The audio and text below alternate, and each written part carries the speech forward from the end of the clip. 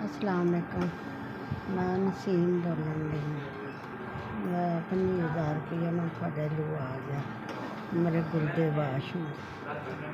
इहदे च 1 महीना मेरे गुर्दे वाश होने साढ़े दित्ते पैसों ने मेरा इलाज होंगे तुम महीने बाद भेजते 8-10 बारी मेरे गुर्दे वाश होंगे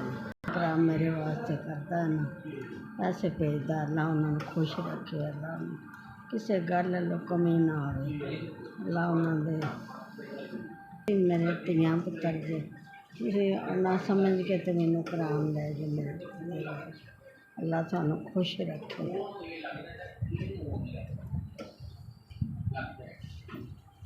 अल्लाह सानू तंदुरुस्ती देवे अल्लाह थानू किसी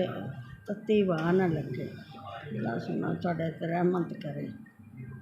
तुसां मेरी मदद की अल्लाह थोड़ी मदद करे खुशियां विखाए।